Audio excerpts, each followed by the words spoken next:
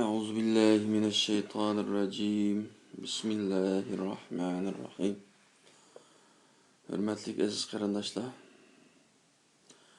Biz tövende suyumlik Peygamberimiz Muhammed Mustafa sallallahu aleyhi ve sellem'nin ihlas ve samimiyet hakkındaki bir hadisini okup bitimiz. An Ebi Umame'l Bahili radıyallahu anhu قال قال رسول الله صلى الله عليه وسلم إن الله لا يقبل من العمل إلا ما كان له خالصا وابتغي به وجهه صدق رسول الله فيما قال أو كما قال. Ebi Umame'l Bahili radıyallahu anhu dedi ki, Resulullah sallallahu aleyhi ve sellem mundaq degen: Şüphesiz ki Allah emel ibadetlerden fakat özü rizalıqqa, özünün halis rizalıqqa asasen kılıngan ibadetlerden başka riyagerlik, başkalarga köstüş, men kılışdek şundaq ibadetlerini çoğu kabul kılmaydı.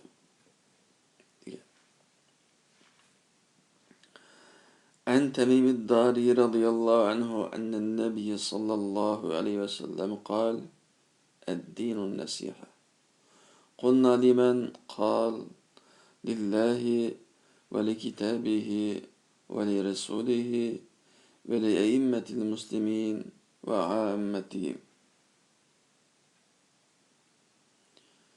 Temimid Dar radıyallahu anhu mundaq deydi: Peygamber aleyhissalatu vesselam degen edi: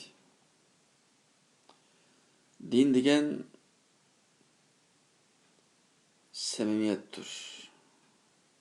Din degen halis buluştur.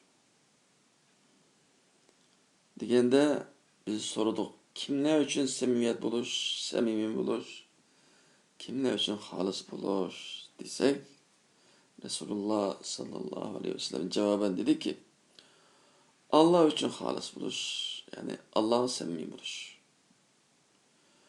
Allah'ın kitabına samimi buluş. Allah'ın peygamberleri samimi buluş. Müslüman başkurguçılarga samimi buluş ve Müslümanların hemmisi için samimi buluş. Mana şunun hemmisi dindir. Yani bir insan din diyanetlik bulumen derken birinciden Allah için samimi buluş gerek. İkincisi Allah'ın kitabına samimi buluş gerek. Özünün menbedeki yani elip menbedeki yani çörüp taşla etmeye ama yerge emel kılalaydıgan buluş gerek.